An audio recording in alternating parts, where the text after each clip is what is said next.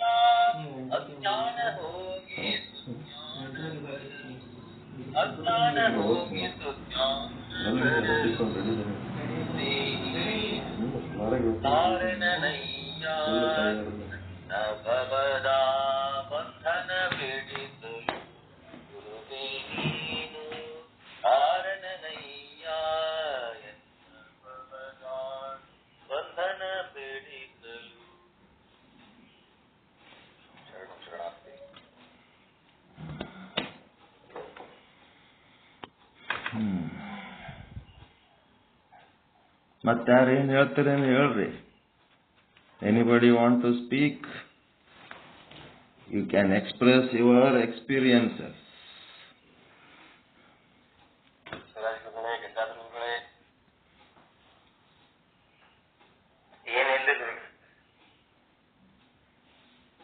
ಶಿವರಾಜ್ ಗುರುಗಳು ಯಾಕೆ ಸೈಲೆಂಟ್ ಆದರು?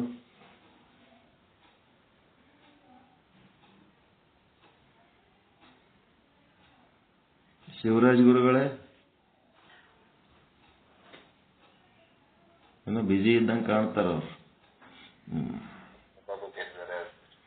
ಓಕೆ. ಓಂ ಸದ್ಗುರು ಶ್ರೀ ಶುದ್ಧ ಬ್ರಹ್ಮಣೇ ನಮಃ.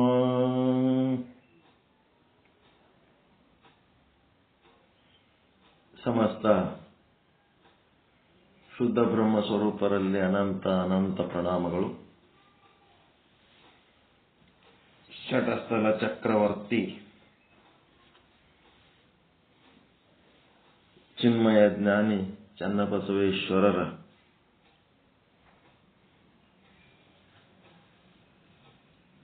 ಈ ಒಂದು ಸರ್ವ ಸಿದ್ಧಾಂತಗಳಿಗೆ ಶಿಖಾಮಣಿಯೋಪಾದಿಯಲ್ಲಿರುವಂಥ ವೀರಶೈವ ತತ್ವ ವಿಚಾರ ಏನಿದೆಯಲ್ಲ, ಅದು ಶಟಸ್ಥಲ ದರ್ಶನವನ್ನು ಆಧರಿಸಿದ್ದು.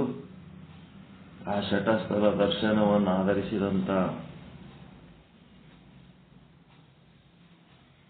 ಭಕ್ತಸ್ಥಲ ಮತ್ತು ಭಕ್ತಸ್ಥಲದ ಶಟಸ್ಥಲಗಳನ್ನು ಯಶಸ್ವಿಯಾಗಿ ಮುಗಿಸಿ ಈಗ ಎರಡನೇದ್ದು ಮಹೇಶ ಸ್ಥಲ. ಮಹೇಶ ಸ್ಥಳದ ಶಟಸ್ಥಲಗಳ ಪೈಕಿ ತಾಮಸ ನಿರಸನ ಸ್ಥಳ ಮತ್ತು ಮಹೇಶನ ನಿರ್ದೇಶನ ಸ್ಥಳಗಳನ್ನು ಅಧ್ಯಯನ ಮಾಡ್ತಾ ಇದ್ದೀವಿ. ಇಲ್ಲಿ ಲಿಂಗಧಾರಣೆ ಮಾಡಿದ ಮೇಲೆ ಲಿಂಗಾಯತರಾಗಿ ಲಿಂಗ ಆಯತ ಮಾಡಿದ ಮೇಲೆ ಅವ್ರು ಏನಾಗಬೇಕಂದ್ರೆ ಲಿಂಗ ಸ್ವಾಯತ ಲಿಂಗ ಸನ್ನಿಹಿತರಾಗಿ ನಿಜ ವೀರಶೈವರಾಗಬೇಕು. ವೀರಶೈವ ಧರ್ಮದಲ್ಲಿ ಅದು ಕೊನೆಗೊಳ್ಳುತ್ತದೆ. ಲಿಂಗಾಯತ ಧರ್ಮ ಲಿಂಗ ಆಯತ ಮಾಡಿಕೊಂಡು ಲಿಂಗ ಸ್ವಾಯತ ಲಿಂಗ ಸನ್ನಿಹಿತ ಮಾಡಿಕೊಂಡ್ರೆ ಅದು ವೀರಶೈವ ಧರ್ಮದಲ್ಲಿ ಕೊನೆಗೊಳ್ಳುತ್ತದೆ. ಲಿಂಗಾಯತದಲ್ಲಿ ಆರಂಭ ಆಗ್ತದೆ. ಆರಂಭದಲ್ಲಿ ಲಿಂಗ ಕಟ್ಕೊಂಡ್ಮೇಲೆ ಆಯ್ತು ನಾವು ಲಿಂಗಾಯತರಾಗಿವೆ ಅಂತೇಳಿ ಅದೇ ಒಂದು ಗುಂಪು ಮಾಡಿ ಅದೇ ಒಂದು ಜಾತಿ ಮಾಡಿ ಅದೇ ಒಂದು ಧರ್ಮ ಮಾಡಿದ್ರೆ ಆಗಂಗಿಲ್ಲ. ಸಿದ್ಧಿ ಸಾಧನೆಗಳನ್ನು ಮಾಡಿಕೊಂಡು ಅವರು ವೀರಶೈವ ಆಚಾರಗಳನ್ನು ಮಾಡಿ ನಿಜ ವೀರಶೈವರಾಗಬೇಕು ಅಂತೇಳಿ ಇಲ್ಲಿ ಚನ್ನಬಸವಣ್ಣನವರ ಒಂದು ವಚನ. ಲಿಂಗನಿಷ್ಠೆ ನಿಬ್ಬೆರಗು ಗಟ್ಟಿಗೊಂಡಡೆ ಮಹೇಶ್ವರ. ಲಿಂಗನಿಷ್ಠೆ ಹೆಂಗಾಗಬೇಕಪ್ಪ ಅಂತಂದ್ರೆ ನಿಬ್ಬೆರಗು ಅಂತಂದ್ರ ನಾವು ಏನಾರೇ ಒಂದೊಂದು ಕಂಡೆವಂತಂದ್ರ ಭಾರಿ ಆಶ್ಚರ್ಯ ಪಡ್ತೀವಿ. ಅದ್ಭುತ ಅದ ಬಿಡಪ್ಪ, ಭಾರಿ ಆಶ್ಚರ್ಯ ಅಂತೇಳಿ. ಆ ಆಶ್ಚರ್ಯ ಎಲ್ಲಿ ಕೊನೆಗೊಳ್ಬೇಕಂತಂದ್ರ ಲಿಂಗದೊಳಗೆ ಕೊನೆಗೊಳ್ಳಬೇಕು. ಆ ಲಿಂಗದಕ್ಕಿಂತ ಆಶ್ಚರ್ಯಕರವಾದ ವಸ್ತು ಇನ್ನೊಂದು ಇಲ್ಲವೇ ಇಲ್ಲ ಜಗತ್ತಿನಾಗ. ಹಂಗಾಗಬೇಕು ಲಿಂಗ ನಿಷ್ಠೆ. ಹೆಂಗಾಗಬೇಕಂದ್ರೆ ನಿಬ್ಬೆರಗು ಗಟ್ಟಿಕೊಂಡಡೆ. ಇದಕ್ಕಿಂತ ಅದ್ಭುತವಾದದ್ದು ಇನ್ನೂ ಒಂದು ಏನಾರ ಆದಂತ ಅನ್ಸದೇನ್ರಿ ನಿಮಗ್? ಲಿಂಗ ತತ್ವದಕ್ಕಿಂತ ದೊಡ್ಡದು ಏನಾರ ಆದಂತ ಅನ್ಸದ ನಿಮಗ? ಹಂಗ ಆಗ್ಬೇಕು, ಅದು ಗಟ್ಟಿಗೊಳ್ಳಬೇಕು. ಯಾರಿಗದು ಗಟ್ಟಿಗೊಂಡದ ಅವನು ಮಹೇಶ. ಲಿಂಗ ಧಾರಣೆ ಮಾಡ್ಕೊಂಡವ ಭಕ್ತ. ಮುಂದೆ ಅವನೊಳಗೆ ಲಿಂಗದೊಳಗೆ ನಿಷ್ಠೆ ಗಟ್ಟಿ ಯಾರಿಗೊಳತದ ಅವರು ಮಹೇಶ. ಅದು ಎಲಿ ಮೇಲೆ ಕಟ್ಟಿಕೊಂಡು ಲಿಂಗ ಇರ್ಬೋದು, ಗುಡಿ ಒಳಗಿದ್ದ ಲಿಂಗ ಇರ್ಬೋದು, ಇಡೀ ವಿಶ್ವಾತ್ಮಕವಾದ ಚೈತನ್ಯ ಇರ್ಬೋದು, ವಿಶ್ವ ಇರ್ಬೋದು, ವಿಶ್ವೇಶ್ವರ ಇರ್ಬೋದು, ಎಲ್ಲವನ್ನು ಒಳಗೊಂಡಂತ ಲಿಂಗ. ತನ್ನನ್ನು ಹಿಡ್ಕೊಂಡು ಜಗದಾಗಲ್ಲ, ಮುಗಿಲಾಗಲ್ಲ, ಮಿಗೆ ಆಗಲ್ಲ, ಎತ್ತ ನೋಡಿದ ಅತ್ತತ್ತ ಏನೇನು ಅಂತಾರಲ್ಲ ಅವೆಲ್ಲ ಅಷ್ಟು ಆ ಲಿಂಗನೇ. ಲಿಂಗ ಬಿಟ್ಟು ಏನೇನು ಇಲ್ಲ. ಆ ರೀತಿ ಆ ಒಂದು ತತ್ವವನ್ನು ಸರಿಯಾಗಿ ಅರ್ಥ ಮಾಡಿಕೊಂಡು ಏನ್ ಮಾಡ್ಬೇಕಂದ್ರೆ ತಾನು ಅದರಿಂದ ಭಿನ್ನ ಅಂತ ತಿಳ್ಕೋಬಾರ್ದು. ತಾನು ಆ ಲಿಂಗದಲ್ಲಿ ಅದನ್ನ ಇಲ್ಲ. ಏನ್ ಲಿಂಗ ಬಿಟ್ಟು ಹೊರಗೆ ಅದನ್ನ ತನ್ನ ಒಳಗೂ ಅದೇ ಲಿಂಗ, ತನ್ನ ಹೊರಗೂ ಅದೇ ಲಿಂಗ. ಹಿಂಗಾಗಿ ಏಕೋಭಾವದಲ್ಲಿ ಸೊಮ್ಮು ಸಂಬಂಧ. ಹಂಗಿರ್ಬೇಕು. ಆ ಲಿಂಗದ ಜೊತೆಯಲ್ಲಿ ಏಕೋಭಾವದಲ್ಲಿರ್ಬೇಕು. ಇನ್ನ ಕೆಲವೊಂದು ನಾವು ಪೂಜೆ ಮಾಡಾಗ ಏನ್ ಮಾಡ್ತಿರ್ತೀವಿ, ಆಹ್ವಾನ ವಿಸರ್ಜನೆ ಮಾಡ್ತಿರ್ತೀವಿ. ಅದು ಲಿಂಗ ಪೂಜೆ ಮಾಡಾಗ ಆಹ್ವಾನ ವಿಸರ್ಜನೆ ಮಾಡೋದಿಲ್ಲ. ಅದು ಲಿಂಗ ಯಾವಾಗ್ಲೂ ಇರೋದು. ಅದ್ರೊಳಗೆ ಆಹ್ವಾನ ಮಂತ್ರ ವಿಸರ್ಜನೆ ಮಂತ್ರಗಳಿಲ್ಲ. ಅದಕ್ಕೆ ಈ ಆಹ್ವಾನ ವಿಸರ್ಜನೆ ನಿರ್ಭಾವ ಬುದ್ಧಿ. ಪೂಜೆ ಮಾಡ್ತೀವಲ್ರಿ, ಆಹ್ವಾನ ಮಾಡ್ತೀವಿ, ವಿಸರ್ಜನೆ ಮಾಡ್ತೀವಲ್ಲ, ಎಲ್ಲ ಬೇರೆ ಬೇರೆ ದೇವರ ಪೂಜೆಗಳು ಮಾಡಾಗ ಈ ಲಿಂಗದ ವಿಷಯದಾಗ ಅದು ಆಹ್ವಾನ ವಿಸರ್ಜನ ಅದು ನಿರ್ಬುದ್ಧಿ, ಅದು ನಿರ್ಭಾವ. ಅದೇನಂತಂದ್ರೆ ಅದು ಆಗ್ಬಾರ್ದು, ಅದು ಮಾಡಂಗಿಲ್ಲ. ಈ ಲಿಂಗದ ವಿಷಯದಲ್ಲಿ ನೆಲೆಗೊಂಡಡೆ ಈ ರೀತಿ ಆಯ್ತು ಅಂತಂದ್ರೆ ಮಹೇಶ್ವರ. ಅವ ಎಲ್ಲಾ ಕಾಲದಲ್ಲಿ ಇರಂತ ಲಿಂಗಯ್ಯ. ನಾವು ಅವನಿಗೆ ಕರ್ದಾಗ ಬರ್ತಾನ, ಮತ್ತೆ ಕಳಿಸಿದಾಗ ಹೋಗ್ತಾನ. ಶ್ರೀಶೈಲ ಬಲ್ಲ ಈಗ ಹೋಗಿ ಪ್ರಸಾದ ಏನೇನೋ ತಗೊಂಡು ಬಂದಿರ್ತಾರ, ದೇವ್ರಿಗೆ ಕರ್ಕೊಂಡು ಬಂದಾರ ಅಂತ ಮತ್ತೇನ್ ಮಾಡ್ತಾರೆ, ದೇವ್ರಿಗೆ ಕಳಿಸ್ತೀವತ್ತ. ಎಲ್ಲಾ ಮನಿಗೆ ಪ್ರಸಾದ ಹಂಚದ ದೇವ್ರಿಗೆ ಕಳ್ಸೋದು. ಕರೆಯೋದು ಕಳ್ಸೋದು ಇರಂಗಿಲ್ಲ. ಲಿಂಗದ ವಿಚಾರ ಏನದ ಅಂದ್ರೆ ಸದಾ ಕಾಲ ಇರುವವ. ಮತ್ತೇನಾಗಬೇಕು? ಗುರುಮುಖದಲ್ಲಿ ಶುದ್ಧವಾಗಿ, ಗುರುವಿನ ಮಾತು ಕೇಳೋದ್ರಾಗ ಅತ್ಯಂತ ಶುದ್ಧವಾಗಿ, ಗುರುಮುಖ ಅಂದ್ರೆ ಗುರುವಿನ ಬಾಯಲ್ಲಿಂತ ಕೇಳೋ ಮಾತುಗಳು, ಶುದ್ಧ ಅಂತಃಕರಣ ಉಪಯುಕ್ತರಾಗಿ ಕೇಳಬೇಕು. ಶುದ್ಧ ಅಂತಃಕರಣ ಇರೋದಂದ್ರೆ ಹೆಂಗ? ಏನ್ ಹೇಳ್ತಾರ ಅದನ್ನ ಚೆನ್ನಾಗಿ ಕೇಳ್ಬೇಕು. ತಮ್ಮಲ್ಲಿ ಏನಾರ ಇದ್ದು ಅಂತಂದ್ರ ಅವು ಏನ್ ಮಾಡ್ಬೇಕು? ಅಷ್ಟೇ ತಮ್ಮ ಮಟ್ಟಿಗೆ ತಾವು ಇಟ್ಕೋಬೇಕೆ ಹೊರತು ಅವು ಹೊಳ್ಳಿ ಗುರುಗಳಿಗೆ ಉಪದೇಶ ಮಾಡ್ಲಕ್ಕೆ ಹೋಗ್ಬಾರ್ದು. ಮತ್ತ ನನಗೆ ಹಿಂಗ್ ತಿಳಿದದ ಅಂತ ಹೇಳಿ ನೀವ್ ಹಿಂಗ್ ಹೇಳಿರಿ ಅಂದ್ರೆ ಏನಾರ ವ್ಯತ್ಯಾಸ ಇತ್ತಂದ್ರೆ ಸಂಶಯ ವ್ಯಕ್ತಪಡಿಸಬೇಕು. ಆದ್ರ ಯಾವ ಗುರುವಿನ ಬಳಿ ಓದ್ತೀರಿ ಆ ಗುರು ಹೇಳಿದ್ದೆ ನೀವು ಅತ್ಯಂತ ಶ್ರೇಷ್ಠ ಅಂತೇಳಿ ಶುದ್ಧ ಅಂತಃಕರಣಯುಕ್ತರಾಗಿ ಕೇಳಬೇಕು.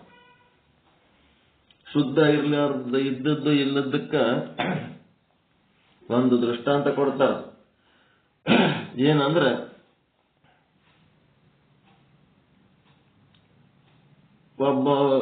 ಒಂದು ಸಂಗೀತ ಮಾಸ್ಟರ್ ಇರ್ತಾನೆ. ಸಂಗೀತ ಮಾಸ್ಟರ್ ಇದ್ದ ಹೊತ್ನಾಗ ಸಂಗೀತದ ಬಗ್ಗೆ ಏನೇನು ಗೊತ್ತಿಲ್ಲ. ಆ ಸಂಗೀತಕ್ಕೆ ಹೋಗ್ತಾನ. ಮಾಸ್ಟರ್ ಬಲ್ಲಿ ಹೋಗಿ ನಾನು ಸಂಗೀತ ಕಲಿಬೇಕಾಗ್ತದ್ರಿ ಅಂತ ಅಂದ. ಅವಾಗ ಆಯ್ತಪ್ಪ ಕಲಿಯಕತ್ತಿ, ಮೊದಲು ಎಲ್ಲರ ಪ್ರಾಕ್ಟೀಸ್ ಎಲ್ಲರ ಏನಾರ ಮಾಡಿದೇನು, ಯಾರ್ಯಾರ ಬಲ್ಲರ ಏನಾರ ಕಲ್ತಿದೇನು? ಇಲ್ರಿ, ಅಲ್ಲಿ ಹೋಗಿಲ್ಲ, ಇದೇ ಫಸ್ಟ್ ಟೈಮ್ ನಾ ಸಂಗೀತ ಕಲಿಬೇಕಂತೀನಿ. ಆಯ್ತಪ್ಪ, ಏನ್ ತೊಂದರೆ ಇಲ್ಲ, ಬಾ. ಫೀಸ್ ಎಷ್ಟು ಆಗ್ತದ್ರಿ? 1,000 ರೂಪಾಯಿ ಆಗ್ತದ ನೋಡಪ್ಪ. ಆಯ್ತು. ಮುಂದೇನಾಯ್ತು? ಅವನು ಇನ್ನ ಮಾತಾಡ್ಕೊತ್ ಕುಂತಾರ. ಇನ್ನೊಂದು ಗಿರಾಕಿ ಬಂದ ಕೂಡಲೇ ನಾನು ಸಂಗೀತ ಕಲಿಬೇಕಂತೀನ್ರಿ ನಿಮ್ಮಲ್ಲಿ ಅಂತ ಅಂದ್ರ. ಆಯ್ತು, ಮೊದಲು ಎಲ್ಲಾರ ಕಲ್ತಿದ್ದೇನೆ? ಭಾಳ ಕಡೆ ಕಲ್ತೀನ್ರಿ. ಯಾರ್ಯಾರ ಬಲ್ಲಿ ಕಲ್ತೀವಿ? ಕಿಂತಲ್ಲಿ ಕಲ್ತೀವಿ. ಮತ್ತೆ ಕಲ್ತ ಮೇಲೆ ನಮ್ಮಲ್ಲಿ ಏನ್ ಕಲಿತೀವಿ? ನಿಮ್ಮಲ್ಲೇ ಕಲಿಯೋದೇ ಅದರಿ. ಅಲ್ಲಿ ಕಲ್ತದ್ದು ಏನು ಸಮಾಧಾನ ಕೊಟ್ಟಿಲ್ಲ. ಅದರ ಸಲುವಾಗಿ ನಾನು ನಿಮ್ಮಲ್ಲಿ ಫೈನಲ್, ಇನ್ ಮುಂದೆ ಎಲ್ಲಿ ಹೋಗಲ್ಲ, ನೀವು ಚಲೋ ಕಲಿಸ್ತೀರಿ ಅಂತ ಕೇಳಿವಿ, ನಿಮ್ಮಲ್ಲೇ ಕಲಿತೀನಿ ಅಂತ ಬಂದೀವಿ. ಅವಾಗ ಗುರುಗಳೇನ್ ಹೇಳಿದ್ರು? ಫೀಸ್ ಎಷ್ಟಾಗ್ತದ್ರಿ? 2,000 ರೂಪಾಯಿ ಆಗ್ತದೆ. ಆಯ್ತ್ರಿ, ಕೊಡ್ತೀನಿ ಅಂತೇಳಿ ಯಾವಾಗ್ಲಿಂತ ಬರಬೇಕು ಅಂತ ಕೇಳಿದ್ಮೇಲೆ ಇಬ್ರು ಹೊರಗೆ ಬಂದ್ರು. ಯಾರು? ಅವ 1,000 ಕೊಡವ, ಇವ 2,000 ಕೊಡವ. ನೀ ಎಷ್ಟು ದಿವ್ಸಲಿಂತ ಬರ್ಲಕತ್ತಿದಿ? ಏನಿಲ್ಲ, ನಾನು ನೀ ಬರೋದಕ್ಕಿಂತ 5 ನಿಮಿಷ ಮೊದಲು ಬಂದಿದ್ದೆ. ಮತ್ ನಿನಗೆಷ್ಟು ಫೀಸ್ ಹೇಳ್ಯಾರ? ನನಗೆ 1,000 ಹೇಳ್ಯಾರ. ಮತ್ ನಿನಗೆಷ್ಟು? ನನಗೆ 2,000 ಹೇಳ್ಯಾರ. ಏನಪ್ಪ, ಇಬ್ರು ಸಂಗೀತ ಕಲೀಲಕ್ಕೆ ಇವತ್ತೇ ಚಾಲು ಮಾಡ್ಲಕ್ಕೆ ಬಂದೀವಿ, ನಮಗ ಒಬ್ಬರಿಗೆ 1,000 2,000 ಇದೇನು ಅನ್ಯಾಯ? ನಾಳೆ ಗುರುಗಳಿಗೆ ಇದಕ್ಕೆ ಕೇಳೇ ಬಿಡೋಣ, ನನಗ್ಯಾಕ್ರಿ 2,000 ಅಂತಂದ. ಎದಕ್ಕಂತ ಗೊತ್ತಾಯ್ತಾ? 2,000 ಎದಕ್ಕೆ ಹೇಳ್ಯಾರ ಗೊತ್ತಾಯ್ತಾ ನಿಮಗ?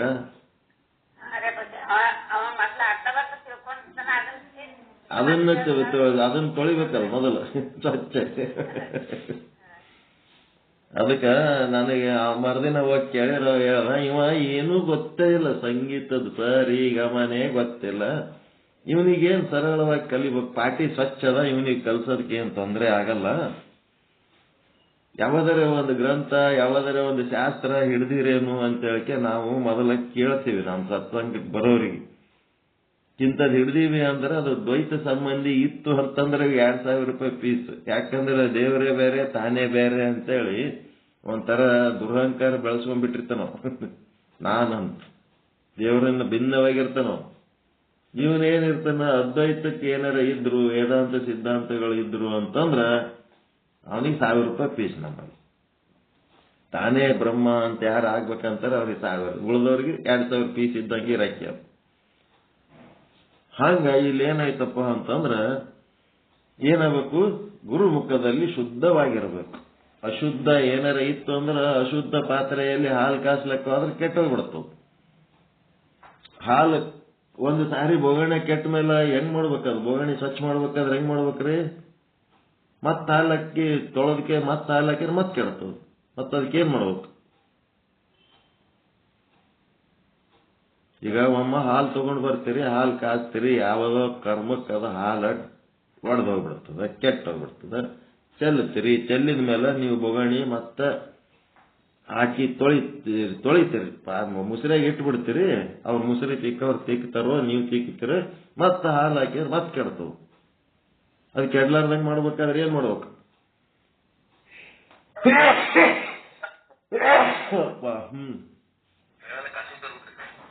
ಏನ್ರಿ?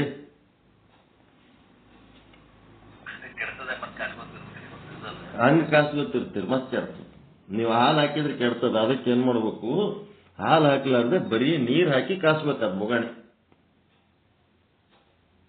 ಹಾಲು ಹಾಕಬಾರ್ದು.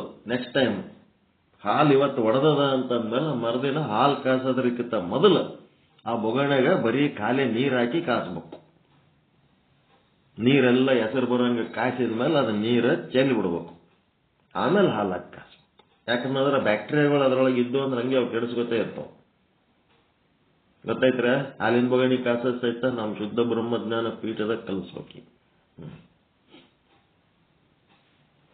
ಹಾಲಿನ ಬಟ್ಲದ್ದು ಒಂದು ಪುರಾಣ, ಚಮಚದೊಂದು ಪುರಾಣ, ತಟ್ಟೆದೊಂದು ಪುರಾಣ, ಅಡಿಗೆ ಮಾಡೋ ಪಾತ್ರೆಗಳದೊಂದು ಪುರಾಣ, ಜಗ್ಗದೋ. ಅಡಿಗೆ ಮಾಡಾಗ ಹೆಂಗಿರ್ಬೇಕು, ಆ ಬೊಗಣಿ ಹೆಂಗಿರ್ಬೇಕು, ಅದ್ರ ಮೇಲಿನ ಮುಚ್ಚಳ ತೆರೆದ್ರೆ ಹೆಂಗ್ ತೆರಿಬೇಕು, ಮತ್ತೆ ಹೊಳ್ಳಿ ಅದು ಮುಚ್ಚಬೇಕಾದ್ರೆ ಹೆಂಗ್ ಮುಚ್ಚಬೇಕು, ತೆರೆದಾಗ ಹೆಂಗ್ ಇಡ್ಬೇಕು, ತೆರೆದಾಗ ಮುಚ್ಚದಾಗ ಹೆಂಗಿಡ್ಬೇಕು, ಎಲ್ಲನೂ. ಏನ್ ಮಾಡ್ತಾರ? ಅಡಿಗೆ ಮಾಡೋ ಬೊಗಣಿ ಮೇಲಿಂದು ಮುಚ್ಚಳ ತೆಗೆದು ನೆಲದ ಮೇಲೆ ಇಡ್ತಾರ. ಮತ್ತೆ ಹೊಳ್ಳಿ ಅದು ಹೆಂಗೆ ನೆಲದ ಮೇಲೆ ಇಟ್ಟಿರ್ತಾರ ಅದೇ ಮತ್ತೆ ಎತ್ತಿ ಬೊಗಣಿ ಮೇಲೆ ಇಟ್ಬಿಡ್ತಾರ. ಆ ನೆಲಕ್ಕೆ ಹತ್ತಿದ್ದೆಲ್ಲ ಹೊಲಸು ಅದಕ್ಕೆ ಹತ್ತದ ಇಲ್ಲ, ಕಸ ಬೀಳ್ತದಲ್ರಿ ಅದ್ರಾಗ.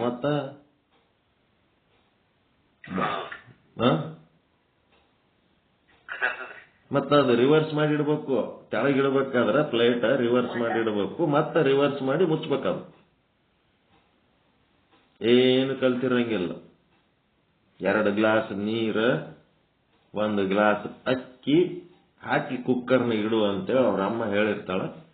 ಆಕಿ ಏನು ಕಲ್ತಿರಲ್ಲ. ಗಂಡನ ಮನೆಗೆ ಆದ್ಮೇಲೆ 2 ಗ್ಲಾಸ್ ಏನ್ ಮಾಡಿರ್ತಾಳ? 3 ಗ್ಲಾಸ್ ತಗೋತಾಳ.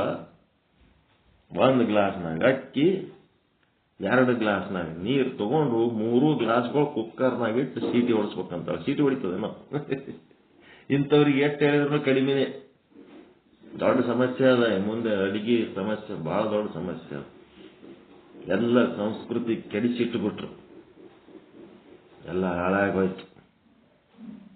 ಸ್ವಚ್ಛನ ಅಡಿಗೆ ಸಿಗದೆ ಕಷ್ಟ ಅದ. ಹೊರಗಿನವ್ರು ಮಾಡಿದ್ದು ತಿನ್ಬೇಕು, ಅದು ಹೆಂಗ್ ಬೇಕು ಹಂಗೆ ಮಾಡಿರ್ತಾರ. ಮನೆಯವ್ರಿಗೆ ಮಾಡ್ಲಕ್ ಬರಂಗಿಲ್ಲ. ಅಂಥವು ಬರ್ಲಕತ್ತಾವ ಮುಂದೆ ಕತ್ತೆಗಳು, ಶುದ್ಧ ಕತ್ತೆಗಳು ಬರ್ಲಕತ್ತಾವ. ಅಡಿಗೆ ಬರ್ಲ ವೇಸ್ಟ್ ನನ್ನ ಮಕ್ಕಳು ಎಲ್ಲ. ಏನಾಯ್ತು ಈಗ? ಶುದ್ಧ ಗುರುಮುಖದಲ್ಲಿ ಶುದ್ಧವಾಗಿ ಪಂಚಭೂತದ ಹಂಗಡಗಿದೊಡೆ ಆತ ಮಹೇಶ್ವರ. ಪಂಚಭೂತದ ಹಂಗಡಗಬೇಕು. ಭೂಮಿ, ನೀರ, ಅಗ್ನಿ, ಆಕಾಶ, ವಾಯು, ಇವುಗಳ ವಿಷಯಗಳು, ಶಬ್ದ, ಸ್ಪರ್ಶ, ರೂಪ, ರಸ, ಗಂಧ, ಅವುಗಳಿಗೆ ಸಂಬಂಧಪಟ್ಟಂತ ಪದಾರ್ಥಗಳು, ಇವೆಲ್ಲವುಗಳಿಂದ ನಾವು ಏನಾಗಿರ್ಬೇಕು? ಬಯಲು ಆಗೋದಕ್ಕ ಪಂಚಭೂತಗಳ ಹಂಗಿನಾಗಿರೋ ತನಕ ನಮ್ಮದು ಭೌತಿಕ ಬದುಕು. ಈ ಭೌತಿಕ ಬದುಕಿನಿಂದ ಮೀರಿದಂತ ಒಂದು ಬದುಕು, ನಾವು ಬಯಲಾಗುವಂತ ಒಂದು ಸ್ಥಿತಿ. ಆ ಸ್ಥಿತಿ ಆಗ್ಬೇಕು. ಇವದ್ರ ಹಂಗ ಅಡಗಬೇಕು. ಆತ ಮಹೇಶ್ವರ. ಪಂಚಭೂತದ ಹಂಗ ಅಡಗದಂತಂದ್ರೆ ಎಷ್ಟು ನಾವು ಸಾಧನೆ ಮಾಡಬೇಕು, ಎಷ್ಟು ಸಿದ್ಧಿ ಮಾಡಬೇಕು, ಎಷ್ಟು ತಯಾರದಾಗಿರ್ಬೇಕು. ಪರದೈವದ ಪೂಜೆ. ಆ ಒಂದು ಲಿಂಗ ವಿಶ್ವ ವ್ಯಾಪಕವಾದಂತ ಸಚ್ಚಿದಾನಂದ ಪರಮಾತ್ಮ ಏನದನಲ್ಲ, ಅವನು ಬಿಟ್ರೆ ಮತ್ತೊಂದು ಯಾವ್ದಾವದರೆ ಪೂಜೆ ಮಾಡೋದಿಲ್ಲ.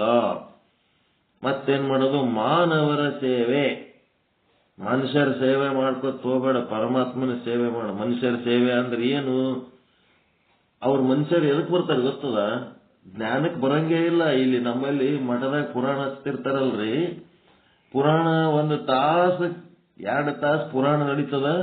ಪುರಾಣ ಕೇಳಕ ಆ ಕಡೆ ಒಂದು 15-20 ಮಂದಿ ಹೆಣ್ಮಕ್ಳು, ಈ ಕಡೆ ಒಂದು 15-20 ಮಂದಿ ಗಂಡು ಮಕ್ಕಳು. ಬಹಳ ಆದ್ರೆ ಒಂದು 100 ಮಂದಿ ಇರ್ತಾರೆ, ಬಹಳ. ಆಮೇಲೆ ಪುರಾಣ ಮುಗಿದ ಮೇಲೆ ಊಟಕ್ಕೆ ಹಾಕ್ತಾರಲ್ಲ, ಅವಾಗ ಅವ್ರು ಏನ್ ಮಾಡ್ತಾರೆ, ಒಂದು 500 ಮಂದಿ ಬರ್ತಾರೆ. ಇದು ಮಾನವರ ಸೇವೆ. ಅಡಿಗೆ ಮಾಡೋದು ಊಟಕ್ಕೆ ಹಾಕ್ತಾರೆ, ಅಡಿಗೆ ಮಾಡೋದು ಊಟಕ್ಕೆ ಹಾಕ್ತಾರೆ. ಮತ್ತೆ ಏಸ್ ಮಂದಿ ಬಂದಾರ ಅಂದ್ರೆ ಇಷ್ಟು ಮಂದಿ ಬಂದ್ರು, ಅಷ್ಟು ಮಂದಿ ಬಂದ್ರು, ಏಸ್ ಮಂದಿ ಉಂಡಾರ ಅನ್ನೋದು ಹೇಳ್ತಾರೆ. ಏಸ್ ಮಂದಿ ತತ್ವಜ್ಞಾನ ಕೇಳ್ಯಾರ ಅಂತಂದ್ರೆ ಅವಾಗ ಕ್ವಶನ್ ಬಂದಾಗ್ಬಿಡ್ತು.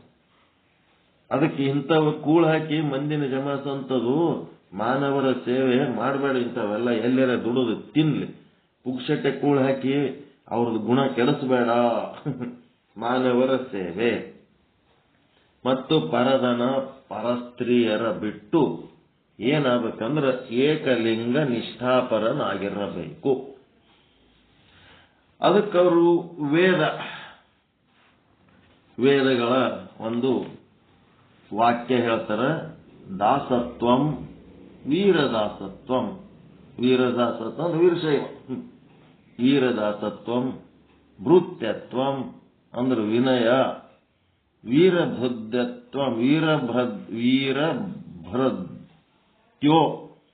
ವೀರಭೃತ್ಯೋ ಅಂತಂದ್ರೆ ವೀರನು ಆಗಿರ್ಬೇಕು. ಅದ್ರೊಳಗೆ ವೀರಶೈವನಾಗಿ ವೀರಶೈವ ಪದ್ಧತಿ ಪ್ರಕಾರ ಅವನು ಭೃತ್ಯ ಇರ್ಬೇಕು, ವಿನಯ ಇರ್ಬೇಕು. ಸಜ್ಜನಂ ಸಕಳಂ ವಸ್ತ ಸಮಯಾಚಾರಂತು ಷಡ್ವಿಧಂ ಎಂಬ ಶ್ರುತಿ ಅರ್ಥವ ನೋಡಿ. ಈಗೇನು ಇಲ್ಲೆಲ್ಲ ಅರ್ಥ ಹೇಳಿವಲ್ಲ, ಅದೇ ಅರ್ಥ ಇದ್ರೊಳಗದ. ಈ ರೀತಿ ಇದ್ದು ನಿಯತನಾಗಬಲ್ಲಡೆ. ಈ ರೀತಿ ಇದ್ದು, ನಿಯತ ಅಂದ್ರೆ ಒಂದು ನಿಯಮ ಯಮ ನಿಯಮ ಅಂದ್ರೆ ಒಂದು ಪದ್ಧತಿ ಪ್ರಕಾರ ಯಾವನು ಜೀವನ ಮಾಡ್ತಾನ ಅವನಿಗೆ ಮಹೇಶ್ವರನಪ್ಪನಯ್ಯ. ಇಲ್ಲಿ ಸಮಯ ಇಲ್ಲದಕ್ಕ ನಾನು ವಿಶ್ಲೇಷಣೆ ಜಾಸ್ತಿ ಮಾಡ್ತಾ ಇಲ್ಲ, ಇವೆಲ್ಲ ಬಹಳ ದೊಡ್ಡ ಅರ್ಥ ಇರ್ತಾವ. ನಿಯತ ಅಂದ್ರೆ ಒಂದು ದೊಡ್ಡ ಪದ್ಧತಿ ಚಾಲು ಆಗ್ಬಿಡ್ತದ, ಟೈಮ್ ಟೇಬಲ್, ದಿನಚರಿ, ಹಿಂಗೆ ಇರಬೇಕು, ಹಿಂಗೆ ಮಾಡ್ಬೇಕಂತೇಳಿ ಒಂದು ಆಚಾರಕ್ಕಾಗ್ತಾನಲ್ಲ, ಆತ ಮಹೇಶ್ವರನಪ್ಪನಯ್ಯ, ಅವನೇ ಮಹೇಶ್ವರ. ಗುರು ಮಾರ್ಗವೇ ತನಗೆ ಸನ್ಮತವಾಗಿ, ತನ್ನ ಮಾರ್ಗವೇ ಗುರುವಿಗೆ ಸನ್ಮತವಾಗಿ. ನೋಡ್ರಿ ಹೆಂಗದು, ಗುರು ಏನ್ ಹೇಳ್ತಾನ ಆ ಮಾತು ತನಗ, ಮತ್ತ ಅವ ಹೆಂಗದನ ಅದು ಗುರುವಿಗೆ ಸನ್ಮತ. ಇಬ್ರು ಪರಸ್ಪರ ಒಂದೇ ಆಚಾರದಲ್ಲಿ ಇದ್ರೆ, ನಾನು ಮಹೇಶ್ವರರೆಂಬರಯ್ಯ. ಇಬ್ರು ತಾನು ಮಹೇಶ್ವರ, ನಾನು ಮಹೇಶ್ವರ. ಯಾರು? ಗುರು ಶಿಷ್ಯರು. ಗುರು ಮಾರ್ಗ ತನಗೆ ಸನ್ಮತವಾಗಿ, ತನ್ನ ಮಾರ್ಗವೇ ಗುರುವಿಗೆ ಸನ್ಮತವಾಗಿ ಅಂದ್ರ ಎಷ್ಟು ಗುರು ಒಪ್ಕೊಳ್ಳಂತ ಆಚಾರದಲ್ಲಿರ್ಬೇಕು. ಗುರು ಏನ್ ಹೇಳ್ತಾನ ಎಲ್ಲ ಕೇಳಿ ಇದ್ರಂಗೆ ಅವ ಇರ್ತಾನ, ಅವ ಮತ್ತೆ ಹೆಂಗಾರ ಅದನಂದ್ರೆ ಯಾರು ನಂಬಬಾರ್ದು. ಆ ರೀತಿ ಇದ್ದಂತವ್ನು ಇಬ್ರು ಸನ್ಮತ ಇದ್ರೆ ಅದಕ್ಕೇನಂತಾರಂದ್ರೆ ವೀರಶೈವ ಆಚಾರ ಸಂಪನ್ನನಾದನಂತನ್ಬೇಕಂತ. ವೀರಶೈವ ಆಚಾರ ಸಂಪನ್ನನ ಲಕ್ಷಣ ಏನಂತಂದ್ರ ತನ್ನ ಮಾರ್ಗ ಗುರುವಿಗೆ ಸನ್ಮತ, ಗುರುವಿನ ಮಾರ್ಗ ತನಗೆ ಸನ್ಮತ. ಅಂದ್ರೆ ಇಬ್ರು ಒಂದೇ ಮಾರ್ಗದಾಗ ಹೆಜ್ಜೆ ಹಾಕವ್ರಂತ ಇವ್ರು. ಶಿಷ್ಯನ ಮಾರ್ಗ ಒಂದು ಬೇರೆ, ಗುರುವಿನ ಮಾರ್ಗ ಒಂದು ಬೇರೆ. ಹಿಂಗಿದ್ರೆ ಹೆಂಗಾಗ್ತದ? ಸಮಾನತೆ ಸಮಾನತೆ ಅಂತೇಳಿ ವೇದಿಕೆ ಮೇಲೆ ಯಾರು ಬೇಕವರು ಅಂತರ್ಜಾತಿ ಮದುವೆ ಮಾಡ್ಕೋರಿ, ನಾವು ಬಂದು ನಿಮ್ ಲಗ್ನ ಮಾಡಿಕೊಡ್ತೀವಿ, ಮತ್ತೇನ್ ಮಾಡ್ತೀವಿ, ನಿಮ್ ಲಗ್ನದಾಗ ನಮ್ ಜಾತ್ರೆ ಮಾಡ್ತೀವಿ ಅಂತ ಹೇಳಿ ವೇದಿಕೆ ಮೇಲೆ ಮಂದಿಗೆಲ್ಲ ಕೆಟ್ಟ ಮೆಸೇಜ್ಗಳು ಹಾಕಿ ತನ್ನ ಮಕ್ಕಳ ಮದುವೆ ಬಂದತ್ನಾಗ ತಮ್ಮ ಜಾತಿಗೆ ಹುಡುಕಾಡೋದು, ಬಯೋಡಾಟಾ ಫೋಟೋ ಹಾಕೊಂಡು. ಅಂದ್ರ ಇದು ತನ್ನ ಮಾರ್ಗ ಒಂದು ಬೇರೆ, ಜನರಿಗೆ ತೋರ್ಸೋ ಒಂದು ಮಾರ್ಗ ಬೇರೆ. ದ್ರೋಹ ಬುದ್ಧಿ ಹೌದಾ ಇಲ್ಲ? ಅದು ಸಮಾನತೆ ಸಮಾನತೆ ಅನ್ನೋರು ಜಾತಿ ಯಾಕೆ ಬರೀತಾರೆ ಬಯೋಡೇಟಾದಾಗ? ಯಾವ ಜಾತಿಯವ್ರ ಯಾಕಿರ್ಲಕ್ಕ ನಮಗ್ ನಡೀತದ ಅನ್ನೋಂಥವ್ರು ಸಮಾನತೆಯ ಬಗ್ಗೆ ಮಾತನಾಡುವಂತ ಯೋಗ್ಯತೆ ಇಲ್ಲಂದ್ರೆ ಅವ್ರಿಗೆ ಆ ಯೋಗ್ಯತೆನೇ ಇಲ್ಲ. ಸುಮ್ಮನೆ ಮಂದಿಗೆ ದಾರಿ ತಪ್ಪಿಸೋ ಕೆಲಸ ಮಾಡ್ತಿರ್ತಾರ. ಅದಕ್ಕೆ ಗುರುವಿನ ಮಾರ್ಗ ತನಗೆ, ತನ್ನ ಮಾರ್ಗ ಗುರುವಿಗೆ, ಈ ರೀತಿ ಇಬ್ರು ಒಂದೇ ಮಾರ್ಗದಾಗಿದ್ರು ಅಂತಂದ್ರೆ ಅದು ಏನು? ವೀರಶೈವಾಚಾರ ಸಂಪನ್ನ, ಆತ ಮಹೇಶ್ವರನಪ್ಪನಯ್ಯ.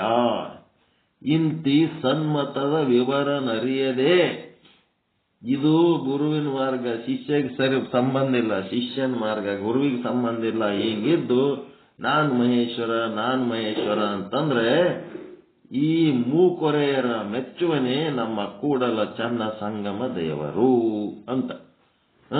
ಮೂಕೊರೆಯರ ಅಂತಂದ್ರೇನು? ಬರೀ ಲಿಂಗ ಕಟ್ಕೊಂಡಾರ, ಒಬ್ಬರ ಆಚಾರ ಒಬ್ಬರಿಗೆ ಸಂಬಂಧ ಇಲ್ಲ. ಗುರು ಹೇಳ್ತಾನ, ಅದ್ರಂಗೆ ತಾನೂ ನಡೆಯಂಗಿಲ್ಲ. ಶಿಷ್ಯ ಕೇಳ್ತಾನ, ಅದ್ರಂಗೆ ಅವನು ನಡೆಯಂಗಿಲ್ಲ. ಇಬ್ರು ಮೂಕೊರೆಯರು ಅಂತಂದ್ರ ಹರಕ ಪರಕ ಸಾಧಕರು ಅಂತ ಇವರೆಲ್ಲ. ಇಂಥ ಸಾಧಕರ್ಲಿಂತ ಏನು ಉಪಯೋಗ ಆಗ್ತದ?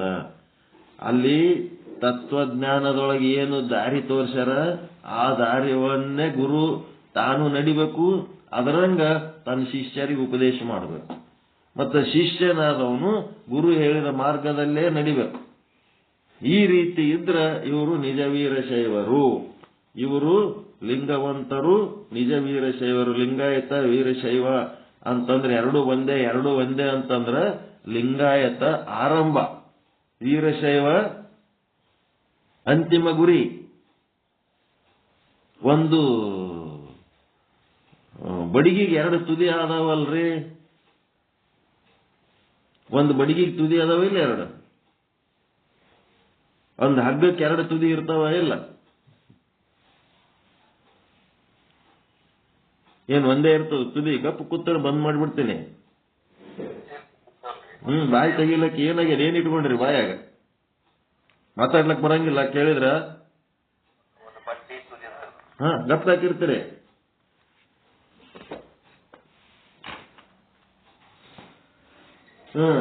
ಒಂದು ಬಡಿಗಿ ಅಥವಾ ಹಗ್ಗಕ್ಕ ಎಷ್ಟು ತುದಿ ಇರ್ತಾವ?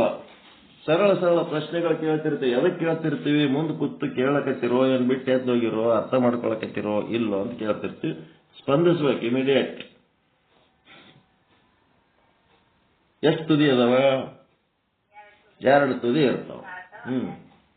ಈಗ ಒಂದು ತುದಿ ಏನು? ಆರಂಭ. ಇನ್ನೂ ಒಂದು ತುದಿ ಅಂತಿಮ. ಆರಂಭದ ತುದಿ ಯಾವುದು? ಲಿಂಗ ಧಾರಣೆ ಮಾಡಿ ಲಿಂಗ ದೀಕ್ಷೆ ತಗೊಂಡು ಲಿಂಗಾಯತ ಆಗೋದು ಆರಂಭದ ತುದಿ.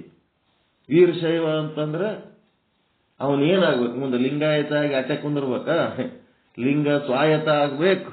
ಸಾಧನೆ ಮಾಡೋದೇ ಲಿಂಗ ಸ್ವಾಯತ್ತ. ಲಿಂಗ ತತ್ವಗಳನ್ನ ಅರ್ಥ ಮಾಡಿಕೊಂಡು ಗುರುವಿನ ಮುಖ ಕೇಳ್ಕೊಂಡು ಅವ್ರು ಹೇಳ್ದಂಗ ಅನುವಿನಿಂದ ಅವ್ರು ಪ್ರತಿನಿತ್ಯ ಸಾಧನೆ ಮಾಡೋದಕ್ಕೆ ಲಿಂಗ ಸ್ವಾಯತ್ತ ಮಾಡೋದು. ಮುಂದೆ ಲಿಂಗ ಸನ್ನಿಹಿತ, ತಾನೇ ಲಿಂಗ ಸ್ವರೂಪ ಆಗೋದು ಲಿಂಗ ಸನ್ನಿಹಿತ. ಈ ರೀತಿ ಲಿಂಗ ಸನ್ನಿಹಿತನಾದವನೇನವನು? ನಿಜ ವೀರಶೈವ. ಅವ ಸಿದ್ಧ ವಸ್ತು, ಅವ ವೀರಶೈವ. ಲಿಂಗಾಯತ ಕಚ್ಚಾ ವಸ್ತು. ಅವ ಲಿಂಗ ಕಟ್ಕೊಂಡನ, ಇನ್ನ ಮುಂದೆ ಸಾಧನೆ ಮಾಡಬೇಕು. ಈಗ ಅಕ್ಕಿ ಇದ್ದಂಗ ಅವ ಲಿಂಗಾಯತ ಅಂದ್ರೆ. ವೀರಶೈವ ಅಂದ್ರೆ ಅನ್ನ ಇದ್ದಂಗ. ತಿಳಿದ್ರ? ಲಿಂಗ ಆಯತ ಅಂದ್ರೆ ಏನು? ಆಯತ ಅಂದ್ರೆ ತಗೊಂಡ್ ಕಟ್ಕೊಂಡವ ಅಷ್ಟೇ. ಗುರುವಿನ ಬಲ್ಲಿ ಲಿಂಗ ಕಟ್ಕೊಂಡವ. ಅವ ಅಕ್ಕಿ ಇದ್ದಂಗ. ಒಂದ್ ಗ್ಲಾಸ್ನಾಗ ಅಕ್ಕಿ ತರ್ತಿರಿಲ್ಲ ಅನ್ನ ಮಾಡ್ಲಕ್, ಆ ಗ್ಲಾಸ್ನಾಗಿಂದ ಅಕ್ಕಿ ಇದ್ದಂಗ ಅವ ಅಷ್ಟೇ. ಅದನ್ನೇ ಅನ್ನ ಅಂತಂದ್ರೆ ಹೆಂಗ ಯಾರು ಒಪ್ಕೋತಾರ? ಈಗ ಅಕ್ಕಿಗೆ ಅನ್ನ ಅಂದ್ರೆ ಹೆಂಗಾತು? ಅದು ಕುದಿಬೇಕಲ್ಲ. ಕುದ್ದು ಲಿಂಗ ಸ್ವಾಯತ್ತ ಆಗ್ಬೇಕು. ಅದರದ ಅಂತಿಮ ಗುರಿ ಲಿಂಗ ಸನ್ನಿಹಿತ ಅಂತಂದ್ರೆ ಅನ್ನ ತಯಾರಾಗಬೇಕು. ಆ ಅನ್ನ ತಯಾರಾಗಿದ್ದೆ ವೀರಶೈವ. ಲಿಂಗ ಆಯತ್ತಂದ್ರೆ ಅಕ್ಕಿ ಇದ್ದಂಗ. ನೀರ ಬೆಂಕಿ ಹಾಕೊಂಡದು ಕುದ್ದಿತ್ತಂದ್ರೆ ಲಿಂಗ ಸ್ವಾಯತ್ತ. ಕುದ್ದು ತಯಾರಾಯ್ತು ಅಂತಂದ್ರೆ ಅದು ಅನ್ನ ಏನದ ಲಿಂಗ ಸನ್ನಿಹಿತ ಅಂದ್ರೆ ಅದೇ ನಿಜ ವೀರಶೈವ. ವೀರಶೈವ ಅನ್ನೋದು ಅಂತಿಮ ಸ್ಥಿತಿ, ಸಾಧಕನ ಅಂತಿಮ ಸ್ಥಿತಿ. ಅದು ಲಿಂಗ ಆಯತ ಆರಂಭಿಕ ಸ್ಥಿತಿ. ಅದೇನ್ ಸಿದ್ಧಾಂತ ಬಿಟ್ಟು ಸುಮ್ಮನೆ ಲಿಂಗಾಯತ ಧರ್ಮ ಅಂತೇಳಿ ರೋಡ್ ಮೇಲೆಲ್ಲ ಬಡದಾಡಿದ್ರ ಅದಕ್ಕೆ ಅರ್ಥ ಇದ್ರೆ ತಯಾರ. ಅದಕ್ಕೊಂದು ಅರ್ಥ ಇತ್ತಂದ್ರೆ ಅದಕ್ಕೆ ಸಪೋರ್ಟ್ ಸಿಕ್ತು. ಪರಮಾತ್ಮ ಸಪೋರ್ಟ್ ಮಾಡ್ತಾನ. ಮನುಷ್ಯರು ಬಿಡ್ರಿ, ಸತ್ಯ ಇತ್ತು ಅಂದ್ರ ದೇವರೇ ಸಪೋರ್ಟ್ ಮಾಡ್ತಾನ. ಸುಮ್ನೆ ಏನಾರ ಒಂದು ತಿಳ್ಕೊಳ್ಳಾರ ಏನಾರ ಊರ್ ಮಂದಿ ಹೇಳ್ಕೊತ ಆದ್ರೆ ಅದಕ್ಕೆ ಯಾರು ಸಪೋರ್ಟ್ ಮಾಡಲ್ಲ. ವಾಟ ಯಾರು ಹೇಳ್ತಾರ ಅವರಿಗೆ ಸರಿ, ಯಾರು ಇರಲ್ಲ ಅವ್ರಿಗೆ ಸಪೋರ್ಟ್. ಸತ್ಯಕ್ಕ ಸದ್ಭಾವ, ಸುಜ್ಞಾನ, ಸತ್ಕ್ರಿಯೆಗಳು ಇದ್ದು ಒಳ್ಳೆ ಉದ್ದೇಶ ಇತ್ತಂತಂದ್ರ ಸ್ವತಃ ಪರಮಾತ್ಮನೇ ನಿಂದಿರ್ತಾನೆ ಸಪೋರ್ಟ್ ಮಾಡ್ಲಕ್ಕ, ಅದನ್ನ ಯಶಸ್ಸು ಮಾಡೋದಕ್ಕೆ. ಇಲ್ಲ ಅಂತಂದ್ರ ಯಾರು ಬೇಕವ್ರ ರಾಜಕಾರಣಿಗಳು ತಮ್ಮ ಸ್ವಾರ್ಥಕ್ಕೆ ಬಳಸ್ಕೊಂಡು ಮನ್ಸಿಗೆ ಬಂದಂಗ ಯಾರ್ಯಾರ್ದು ಮಾತು ಕೇಳಿ ಎಲ್ಲೇ ಹೋಗಿ ಬೀಳ್ತಾರೆ ಅಷ್ಟೇ. ಲಿಂಗ ಆಯತ ಅನ್ನೋದು ಒಂದೇ ಒಂದು ಆರಂಭಿಕ ಸ್ಟೆಪ್. ಲಿಂಗ ತಗೊಂಡು ಆಯ್ತು, ಏನಕ್ಕಿರಲ್ಲ ಬಿಡ್ರ ಕಡೆ. ಆಯ್ತು, ಏನಾಯ್ತು? ನಿಜ ವೀರಶೈವಾಚಾರ ಇವತ್ತಿಗಿದು ಮುಗೀತು, ನಿರ್ದೇಶನ ಸ್ಥಳ. ನೆಕ್ಸ್ಟ್ ಏನ್ ಚಾಲು ಆಗ್ತದ? ಮಹೇಶನ ಭಕ್ತ ಸ್ಥಳ. ಭಕ್ತ ಸ್ಥಳಕ್ಕೆ ಏನಂತಾರ? ಆಚಾರ ಲಿಂಗ ಸ್ಥಳ. ಮಹೇಶನ ಭಕ್ತ ಸ್ಥಳ ಅಂದ್ರೆ ಮಹೇಶನ ಆಚಾರ ಲಿಂಗ ಸ್ಥಳ ನಾಳೆಲಿಂತ ಚಾಲು ಆಗ್ತದ. ಭಕ್ತನ ಒಂದು ಗುರುಲಿಂಗ ಜಂಗಮ ಅಂದ್ರೆ ಏನಂತ ಭಕ್ತ ತಿಳ್ಕೊಂಡು ಮಹೇಶ ಏನ್ ಮಾಡ್ತಾನ, ಈಗ ಅಲ್ಲಿ ಜ್ಞಾನ ಪಡ್ಕೊತಾನ. ಅವನ ಆಚಾರದೊಳಗೆ ಜ್ಞಾನದ ಆಚಾರ ಇರ್ತದ, ಹೆಂಗಿರ್ತದ ಅನ್ನೋದು ನಾಳೆ ಗೊತ್ತಾಗ್ತದೆ. ಬರೇ ಜ್ಞಾನ ತಿಳ್ಕೊಂಡ್ರೆ ಉಪಯೋಗ ಇಲ್ಲ, ಜ್ಞಾನದ ಆಚಾರ ಆಗ್ಬೇಕು. ಜ್ಞಾನ ಅಂದ್ರೆ ವಿಚಾರ, ಅದು ಆಚಾರ ಆಗ್ಬೇಕು. ಅದ್ರ ಸಲುವಾಗಿ ನಾನು ಚನ್ನಬಸವಣ್ಣನ ವಚನಗಳನ್ನ ಇಲ್ಲಿ ಯಾಕೆ ಹೇಳಕತ್ತೀನಿ ಅಂದ್ರೆ, ನಾವು ಇಲ್ಲಿ ತನ ಏನ್ ಕಲ್ತೀವಿ, ಶಟಸ್ಥಲ ಜ್ಞಾನ ಬೇರೆ ಅಲ್ಲ, ಸಿದ್ಧಾಂತ ಶಿಖಾಮಣಿ ಜ್ಞಾನ ಬೇರೆ ಅಲ್ಲ, ವಚನ ಸಾಹಿತ್ಯದ ಜ್ಞಾನ ಬೇರೆ ಅಲ್ಲ, ಈ ವಿಚಾರ ಸಾಗರದ ಜ್ಞಾನ ಬೇರೆ ಅಲ್ಲ, ಎಲ್ಲ ಒಂದೇ. ಇವು ಆಚಾರದಾಗ ಬರ್ಬೇಕಾದ್ರೆ ಸ್ವಲ್ಪ ಚನ್ನಬಸವಣ್ಣನ ಕೈಲಿ ಹೆಂಗ ಆಚಾರದಾಗ ತರ್ಕೋಬೇಕು ಅಂತೇಳಿ ಮಾರ್ಗದರ್ಶನಕ್ಕಾಗಿ ಅವುಗಳನ್ನು ಹಿಡ್ಕೊಂಡು ಕೂತೀನಿ ನಾನು. ವಿಚಾರ ಆಚಾರ ಎರಡು ಏತಪ್ಪ. ಈಗ ನೆಕ್ಸ್ಟ್ ಈ ಒಂದು ವಿಚಾರ ಸಾಗರ ಸಾಧು ನಿಶ್ಚಲ್ ದಾಸ್ಜಿಯವರ ಕೃತಿ. ಮಧ್ಯಮ ಅಧಿಕಾರಿ ತತ್ವದೃಷ್ಟಿ ಮಹಾರಾಜರಿಗೆ ಉಪದೇಶ, ತರಂಗ 5, ವಿಷಯಾಂಕ 241ರಲ್ಲಿ ಏನದಪ್ಪ ಅಂತಂದ್ರೆ, ಈ ಒಂದು ಸೂತ್ರಕಾರರ ಮತ್ತು ಭಾಷ್ಯಕಾರರ ಅಭಿಪ್ರಾಯ, ಈ ಜಗತ್ತಿನ ಉತ್ಪತ್ತಿಯ ಬಗ್ಗೆ ಸೂತ್ರಕಾರ ಮತ್ತು ಭಾಷ್ಯಕಾರರ ಅಭಿಪ್ರಾಯ, ಅವರ ಒಂದು ಅಭಿಪ್ರಾಯಗಳನ್ನ ಈ ಒಂದು 153ನೇ ದೋಹಾದ ಮುಂದುವರಿದ ಭಾಗದಲ್ಲಿ ನಡೀತಾ ಇದೆ. ಈ ಒಂದು ಜಗತ್ತಿನ ಸೃಷ್ಟಿಯ ವಿಚಾರದಲ್ಲಿ ಉತ್ತಮ ಅಧಿಕಾರಿಗೆ ಏನ್ ಹೇಳ್ತಾರ, ಮಧ್ಯಮ ಅಧಿಕಾರಿಗೆ ಏನ್ ಹೇಳ್ತಾರ, ಮತ್ತು ಕನಿಷ್ಠ ಅಧಿಕಾರಿಗಳಿಗೆ ಏನ್ ಹೇಳ್ತಾರ ಅನ್ನಂಥದ. ಬ್ರಹ್ಮ ಜ್ಞಾನ ಎಂದರೇನು ಅಂತ ಉತ್ತಮ ಅಧಿಕಾರಿಗಳಿಗೆ ಹೇಳ್ತಾರ. ಬ್ರಹ್ಮಜ್ಞಾನ ಎಂದರೇನು ಅಂದ್ರೆ ಏನ್ ಅರ್ಥ ಮಾಡ್ಕೊಂಡಿರಿ? ಬ್ರಹ್ಮಜ್ಞಾನ ಎಂದರೇನು ಅಂತಂದ್ರೆ, ವಾಟ್ ಈಸ್ ಬ್ರಹ್ಮಜ್ಞಾನ?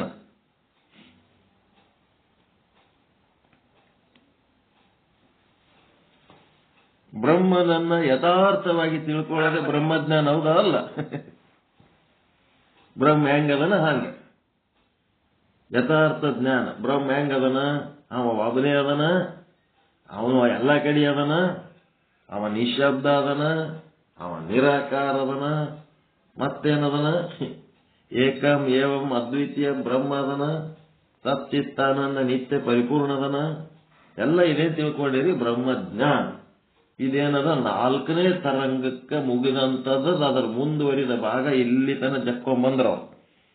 ಜಕ್ಕೊಂಡು ಬಂದ ಮೇಲೆ ನಿಮ್ ತಲೆ ಒಳಗ ಗುರುಗಳು ಮತ್ತು ಶಾಸ್ತ್ರಗಳು ಇವು ಸತ್ಯ ಅಂತ ಹೇಳಿ ಇತ್ತಲ್ಲ, ಅದನ್ನೊಂದು ಸ್ವಲ್ಪ ಹವಾ ತೆಗೆದ್ರ ತಲೆಯಂದು. ಸತ್ಯನ ವಸ್ತು ಒಂದೇ ಆದ ಪರಮಾತ್ಮ ಅಂತ.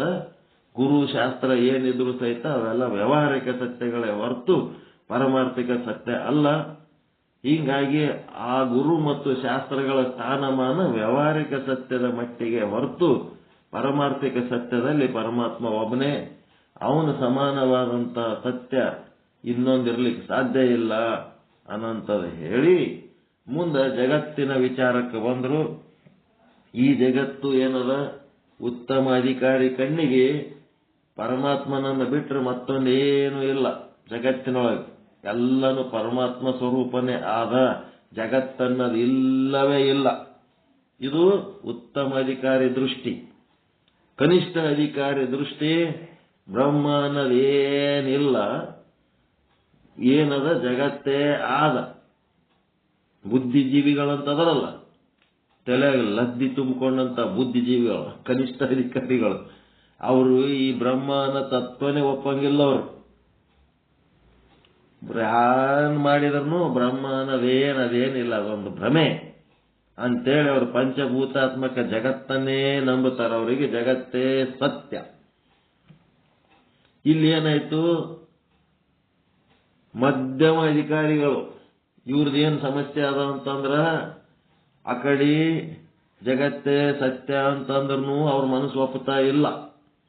ಜಗತ್ತು ನಡೆಸ್ಲಕ್ಕ ಒಬ್ಬ ಪರಮಾತ್ಮ ಅಂತ ಅದನ, ಈ ಶರೀರ ನಡಿಬೇಕಾದ್ರ ಒಂದು ಆತ್ಮ ಅಂತ ಅದ, ಬ್ರಹ್ಮಾಂಡ ನಡಿಬೇಕಾದ್ರೆ ಒಂದು ಪರಮಾತ್ಮ ಅದನ ಅಂತೇಳಿ ಹಿಂಗ ತಿಳ್ಕೊಂಡು ಆ ದೇವರು ಅದನ ಅಂತಾನೆ ಹೊರತು ಆ ದೇವರು ತನ್ನ ಸ್ವರೂಪ, ಆ ದೇವರು ಬಿಟ್ರೆ ಮತ್ತೊಂದು ಯಾವುದು ಇಲ್ಲ ಅನ್ನಷ್ಟು ಎತ್ತರ ಮಟ್ಟದ ವಿಚಾರ ಅವನೊಳಗಿಲ್ಲ. ಅದಕ್ಕೆ ಅವನ ಪರಿಸ್ಥಿತಿ ಹೆಂಗದಂದ್ರ ದೇವರ ಅದನ ಇಲ್ಲ ಅನ್ನೋದನ್ನು ಪರಿಪೂರ್ಣ ಇಲ್ಲ, ಜಗತ್ತ ಆದ ಇಲ್ಲ ಅನ್ನೋದು ಅವನೊಳಗೆ ಪರಿಪೂರ್ಣ ಇಲ್ಲ. ಅವನಿಗೆ ಏನ ಹೇಳೋ ಪರಿಸ್ಥಿತಿ ಇಲ್ಲದಕ್ಕೆ ಅವನೇನು ಅನಿರ್ವಚನೀಯ ಸ್ಥಿತಿ ಒಳಗದ. ಮಧ್ಯಮ ಅಧಿಕಾರಿ ಅನಿರ್ವಚನೀಯ ಸ್ಥಿತಿ, ಉತ್ತಮ ಅಧಿಕಾರಿ ಬ್ರಹ್ಮದ ಯಥಾರ್ಥ ಜ್ಞಾನಿ, ಕನಿಷ್ಠ ಅಧಿಕಾರಿಗೆ ಜಗತ್ತೇ ಸತ್ಯ. ಹೀಗಿದ್ದದ್ದಕ್ಕೆ ಈಗೇನಾಯ್ತಪ್ಪ ಅಂದ್ರೆ, ಈ ಮಧ್ಯಮ ಅಧಿಕಾರಿಯನ್ನು ಅದೃಷ್ಟಿ ಮಹಾರಾಜ ಏನದನಲ್ಲ, ಇವನಿಗೆ ಎಂಥದ್ದು ಈ ಒಂದು ತತ್ವಜ್ಞಾನ ಜಗತ್ತು ಅನಿರ್ವಚನೀಯ ಅಂತ ಹೇಳುವಂತವನಿಗೆ ಬ್ರಹ್ಮದರ್ಶನ ಮಾಡಿಸಿ ಕೊಡಬೇಕಾಗ್ಯದ. ಜಗತ್ತು ಮಿಥ್ಯಾ ಬ್ರಹ್ಮ ಸತ್ಯ ಅನ್ನೋವನಿಗೆ ಬ್ರಹ್ಮದರ್ಶನ ಹೆಂಗ್ ಮಾಡಿಕೊಟ್ರು, ಬ್ರಹ್ಮನ ಯಥಾರ್ಥ ಜ್ಞಾನ ಮಾಡಿ ಹೇಳಿ ಹೇಳಿ ಹೇಳಿ ತತ್ವದೃಷ್ಟಿ ಮಹಾರಾಜ ಏನದನ ಅವನಿಗೆ ಅದು ಮಾಡಿಕೊಟ್ರು. ಯಾವುದು, ಬ್ರಹ್ಮನ ಯಥಾರ್ಥ ಜ್ಞಾನ ಹೇಳಿ ಅವನಿಗೆ ಬ್ರಹ್ಮ ಸ್ವರೂಪ ಮಾಡಿ ಯಾವ ಮೋಕ್ಷದ ಗುರಿ ತಲುಪಿಸ್ಬೇಕೋ ಅವನಿಗೆ ಗುರಿ ತಲುಪಿಸಿದ್ರು ಅವನದೇನು ಸಮಸ್ಯೆ ಇಲ್ಲ. ಅವ ಶಾಂತ ಆಗ್ಬಿಟ್ಟನ, ಆನಂದವನ, ದುಃಖ ನಿವೃತ್ತಿ ಮಾಡ್ಕೊಂಡನ. ಆದ್ರೆ ಇನ್ನ ದುಃಖ ನಿವೃತ್ತಿ ಆಗ್ಲಾರ್ದ ಅದೃಷ್ಟಿ ಮತ್ತು ತರ್ಕದೃಷ್ಟಿ ಇವ್ರಿಗೆ ದುಃಖ ನಿವೃತ್ತಿ ಆಗಿಲ್ಲ. ಇವನಿಗೆ ಒಂದು ಸ್ವಲ್ಪ ವಿವರಣೆ ಕೊಡಬೇಕಾಗ್ಯದ. ಅದಕ್ಕೆ ಮಧ್ಯಮ ಅಧಿಕಾರಿಗೆ ಯಾವುದು ಮಾಡ್ಬೇಕೀಗ, ಉತ್ತಮ ಅಧಿಕಾರಿಗೆ ನಿಮ್ಮಲ್ಲಿ ಶಬ್ದ ಬರ್ಬೇಕು ನಿಮ್ಮ ಬಾಯಿಲಿಂತ. ಉತ್ತಮ ಅಧಿಕಾರಿಗೆ ಏನ್ ಹೇಳ್ಬೇಕು, ಉತ್ತಮ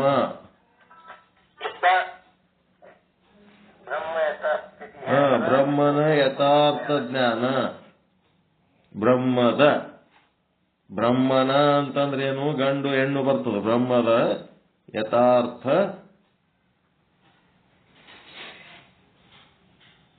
ಜ್ಞಾನ ಮಾಡಿ ಭಾನ ಮಾಡಿಕೊಡ. ಜ್ಞಾನ ಅಂದ್ರೆ ಬ್ರಹ್ಮ ಅದ ಹೆಂಗದನಂತ ವರ್ಣನೆ ಮಾಡಿ ಮಾಡಿ ಮಾಡಿ ಮಾಡಿ ಅದು ನೀನೇ ಅದಿಯಪ್ಪ ಅಂತನ್ನೋದು ಬ್ರಹ್ಮನ ಯಥಾರ್ಥ ಜ್ಞಾನ.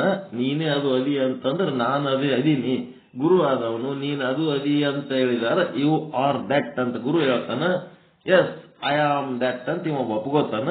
ನಾನು ಅದೇ ಅದೀನಿ ಅಂತ ಒಪ್ಕೊಂಡಂತಂದ್ರೆ ಇದು ಉತ್ತಮ ಅಧಿಕಾರಿ ಲಕ್ಷಣ.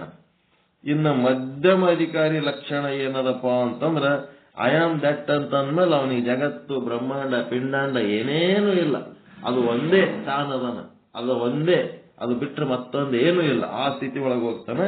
ಈಗ ಮಧ್ಯಮ ಅಧಿಕಾರಿದ ಏನದಪ್ಪ ಅಂತಂದ್ರ, ಇವನಿಗೇನ್ ಪದ್ಧತಿ ಹೇಳ್ತಾರಂತಂದ್ರ, ಇವನಿಗೆ ಜಗತ್ತು ಆದ ಅನ್ನಿಸ್ತದ, ಮತ್ತ ಮಿಥ್ಯನೂ ಅನ್ನಿಸ್ತದ, ಬ್ರಹ್ಮ ಅದನ ಅನ್ನಿಸ್ತದ, ಇಲ್ಲನೂ ಅನ್ನಿಸ್ತದ, ಎರಡೂ ಆಗ್ತದೆ ಇವನಿಗೆ. ಇವ ಮಧ್ಯಮ ಅಧಿಕಾರಿಗೆ ಹೇಳ್ಬೇಕಾದ್ರೆ ಇವನಿಗೆ ಯಾವ ಶಬ್ದ ಬಳಸ್ತಾರ ಅಂದ್ರ ಲಯ ಚಿಂತನ ಅಂತಾರ.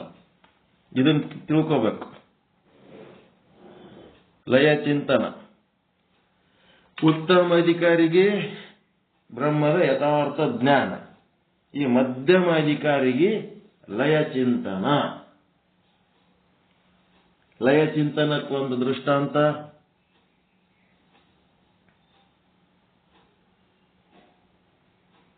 ಮೊನ್ನೆ ನಮ್ಮ ಗುರುಗಳ ಪ್ರವಚನ ಯಾರು ಕೇಳಿರಿ, ಅವರಿಗೆ ಅಲ್ಲಿ ಒಂದು ದೃಷ್ಟಾಂತ ಕೊಟ್ರು. ಅದೇ ದೃಷ್ಟಾಂತ ಇಲ್ಲಿ ಹೇಳ್ತೀನಿ. ಏನಪ್ಪಾ ಅಂದ್ರೆ,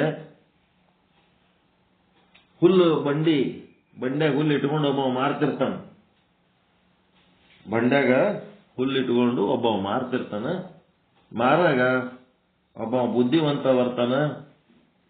ಇದೆಲ್ಲ ತಗೋತೀನಿ, ಇದೆಲ್ಲ ಅಷ್ಟು ತಗೋತೀನಿ, ಎಷ್ಟಾಗ್ತದ ಅಂತ ಕೇಳ್ತಾನ. ಇದೆಲ್ಲ ಅಷ್ಟು ತಗೋತೀನಿ ಎಷ್ಟಾಗ್ತದ ಅಂತ ಕೇಳಿದ್ರ ಅವ ಎದರದ ರೇಟ್ ಹೇಳ್ತಾನ? ಹುಲ್ಲಿನ ರೇಟ್ ಹೇಳ್ತಾನ. ಇವ ಏನ್ ಮಾಡ್ತಾನ?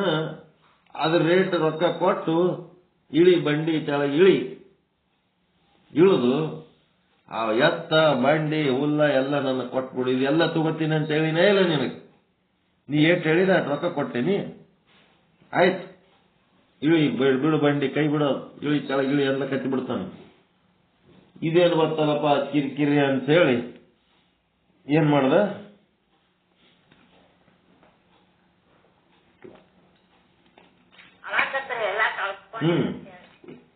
ಜಗಳ ಚಾಲು ಆಯ್ತು. ಅವಾಗ ಒಬ್ಬ ತತ್ವಜ್ಞಾನಿ ಬಂದ ಮೇಲೆ ಜಗಳ ಮಾಡಬೇಡ, ತಡೀರಿ, ಆಯ್ತು ನೀನು ಏನ್ ಖರೀದಿ ಮಾಡ್ಲಕ್ ಬಂದಿದ್ದಪ್ಪ ಅಂತ ಕೇಳ. ಹುಲ್ಲು ಖರೀದಿ ಮಾಡ್ಲಕ್ ಬಂದಿನಿ. ಮತ್ತೆ ಹುಲ್ಲು ಖರೀದಿ ಮಾಡ್ಲಕ್ ಬಂದಿದೆ ಅಂದಲ್ಲ, ಇದ್ರೊಳಗಿಂದು ಹುಲ್ಲು ತೆಕ್ಕೋ ಅಂತಂದು ಏನ್ ಮಾಡ್ದ? ಆ ಬಂಡಿ ಎತ್ತ ಇದು ಹುಲ್ಲೇನಪ್ಪ. ಈಗ ವ್ಯಾಪಾರ ಎದರ್ ಮಾಡಿರಿ ನೀವು? ಹುಲ್ಲಿನ ವ್ಯಾಪಾರ ಮಾಡಿರಿ. ಹುಲ್ಲಿನ ವ್ಯಾಪಾರ ಮಾಡಿದ್ಮೇಲೆ ಇದು ಎತ್ತು ಹುಲ್ಲೇನು ಅಲ್ಲ. ಆಯ್ತು, ನಿನ್ನ ವ್ಯಾಪಾರದಾಗ ಇದು ಎತ್ತ ಕೂಡ ಬರಂಗಿಲ್ಲ. ಮತ್ತ ಆ ಬಂಡಿದು ಎಲ್ಲ ನೀ ತಗೋಬೇಕಂತಿದಲ್ಲ, ಎತ್ತು ಹುಲ್ಲಲ್ಲ. ಮತ್ತೆ ಈ ಬಂಡಿನೂ ಕೂಡ್ಸೆ ಹೇಳಿನಿ ಅಂತಿದಲ್ಲ, ಆಯ್ತು ಬಂಡಿ ತಗೊಳಕತ್ತಿ, ಬಂಡಿನೂ ಕೊಡ್ತೀನಿ ತಡಿ ನಿನಗಂತ ಹೇಳಿ ಏನ್ ಮಾಡ್ತಾನ? ಬಂಡಿದು ಗಾಲಿ ತೆಗಿತಾನ. ಬಂಡಿದ ಗಾಲಿ ತೆಗೆದು ಇದು ಬಂಡಿ ಏನು ಅಂತ, ಅಲ್ಲ ಗಾಲಿ, ಆಯ್ತು ಇದು ತೆಗಿ, ಬಂಡಿ ಸಮೇತ ನಾನು ಹುಲ್ಲು ತಗೊಂಡಿನಿ ಅಂತವ ಅಂತಾನ. ಆಯ್ತು ಬಂಡಿ ಕೊಡ್ತೀನಿ ತಡಿ ನಿನಗ, ಬಂಡಿ ಎಲ್ಲದ, ಇದು ಹುಲ್ಲು, ಇದು ಏನದ ಗಾಲಿ, ಬಂಡಿ ಏನಂತ ಕೇಳ್ತಾನ. ಅಲ್ಲ ಇದು ಬಂಡಿ ಗಾಲಿ ಇದು ಅಷ್ಟೇ. ಮತ್ತೆ ಗಾಲಿ ಅಂತ ಅಂದ್ಮೇಲೆ ಇದು ಬಂಡಿ ಅಲ್ಲ, ತೆಗಿ ಅಂತ. ಅದರ ನೊಗ ಮತ್ತ ಅದರದ್ದು ಏನು ತೊಟ್ಲ, ಅವು ಏನೇನು ಬಂಡಿ ಪಾರ್ಟ್ಗಳು ಇರ್ತಾವ ಎಲ್ಲ ಓಸು ತೋರಿಸ್ತಾನ. ಎಲ್ಲ ಓಸು ಬಿಚ್ಚಿ ತೋರಿಸಿ ಇದು ಬಂಡಿ ಏನು, ಇದು ಬಂಡಿ ಏನು, ಇದು ಬಂಡಿ ಏನು, ಮತ್ತಿದು ಯಾವುದು ಬಂಡಿ ಅಲ್ಲ ಅಂತ ಅಂದ್ಮೇಲೆ ಇದು ನೀ ಹೆಂಗ್ ಹೋಯ್ತಪ್ಪ?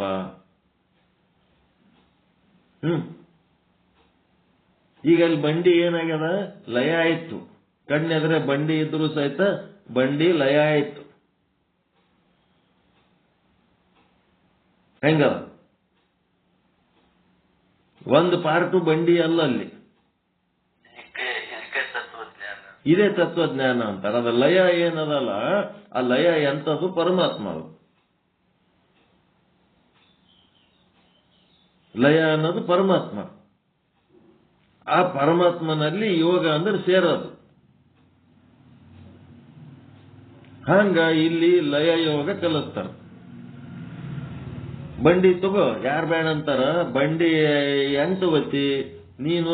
ನೊಗ ಮುಟ್ಟಂಗಿಲ್ಲ, ಗಾಲಿ ಮುಟ್ಟಂಗಿಲ್ಲ, ಅದ್ರದ್ದು ಹಗ್ಗ ಮುಟ್ಟಂಗಿಲ್ಲ, ಅದ್ರದ್ದು ಯಾವುದು ಮುಟ್ಟಂಗಿಲ್ಲ. ನೀ ಬಂಡಿ ತಗೊಂಡೋಗ್ಬೇಕಷ್ಟೇ. ನೀ ಏನಾರ ಮುಟ್ಟಿದಿ ಅದು ಬಂಡಿ ಅಲ್ಲ, ನೀನೇ ಹೇಳಿದಿ. ಈ ರೀತಿ ಮಾಡಿ ಲಯಕ್ಕೆ ಒಯ್ದು ಹಚ್ಚಿ, ಆ ಲಯನೇ ಬ್ರಹ್ಮ. ಆ ಬ್ರಹ್ಮನೊಳಗ ಯಾರು ಸೇರ್ಕೋತಾರ, ಯೋಗ ಮಾಡ್ತಾರ, ಅದೇ ತಾವಂತ ತಿಳ್ಕೋತಾರ, ಅದು ಏನಾಗ್ತದ? ಮೋಕ್ಷಕ್ಕ ಅನುಕೂಲ ಆಗ್ತದೆ. ಆ ರೀತಿಯಾದ ಜ್ಞಾನ. ನಾನು ನಾನು ನಾನು ನಾನು ಏನಪ್ಪ ನಿನ್ನ ಹೆಸರ? ಕಲ್ಯಾಣಪ್ಪ. ಕಲ್ಯಾಣಪ್ಪನ ಹೆಸರು ಅಂದ್ಮೇಲೆ ಕೈ ಮುಟ್ಟಿ ಕೇಳ್ತಾರ, ಇದು ಕೈ ಕಲ್ಯಾಣಪ್ಪನು ಅಲ್ಲ, ಕಾಲ್ ಕಲ್ಯಾಣಪ್ಪ ಅಲ್ಲ, ಕಿವಿ ಕಲ್ಯಾಣಪ್ಪ ಅಲ್ಲ, ಮೂಗು ಕಲ್ಯಾಣಪ್ಪ ಅಲ್ಲ.